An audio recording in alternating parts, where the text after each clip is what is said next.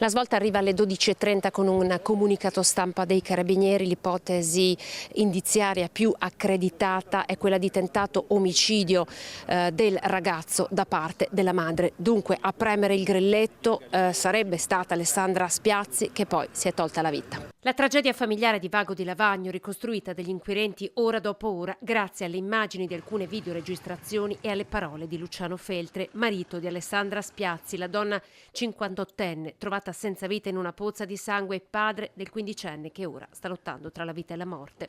Mamma Alessandra avrebbe premuto il grilletto dopo una furiosa lite con il figlio, le parole tra i due udite anche dai vicini, i due colpi e poi il silenzio. Ad allertare il 118 sarà Luciano Feltre, in quel momento al piano di sotto mentre la tragedia si consumava nella cucina dell'abitazione di via Galilei. La pistola usata dalla donna, molto conosciuta ed apprezzata nella comunità attiva nel gruppo Mamme Volenterose, è stata posta sotto sequestro. Apparteneva al padre di lei, dunque il nonno del ragazzo, deceduto da tempo. Luciano è stato immediatamente ascoltato dai carabinieri, ma fin da subito il suo coinvolgimento è stato escluso. Diversi gli accertamenti eseguiti anche per cercare tracce di polvere da sparo nelle mani.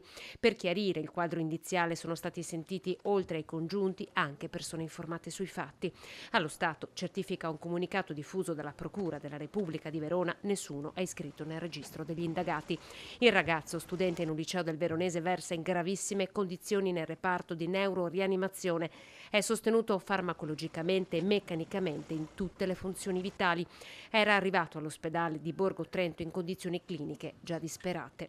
Per tutto il giorno la villetta, dove al piano terra vive anche la famiglia del fratello di Luciano Feltre, è rimasta vuota. La porzione al primo piano è stata posta sotto sequestro. Scioccati vicini e conoscenti, qualcuno ha già posto davanti al cancello una pianta di fiori rosa. Siamo tutti sconvolte.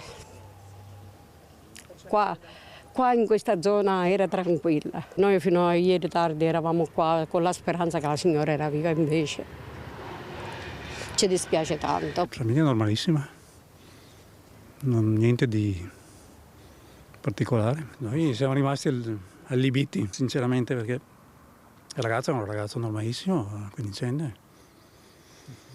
Lui era dedito alla casa, il padre, voglio dire, non c'era niente di niente, assolutamente. Era una tragedia grossa. Il padre, vigile del fuoco, perse suo padre, anch'egli pompiere, nel corso di un servizio. In queste ore attorno a lui si sta stringendo un'intera comunità che prega anche per il figlio quindicenne. Alessandra Spiazzi, emerge dagli accertamenti degli investigatori, soffriva di disturbi psichici da tempo.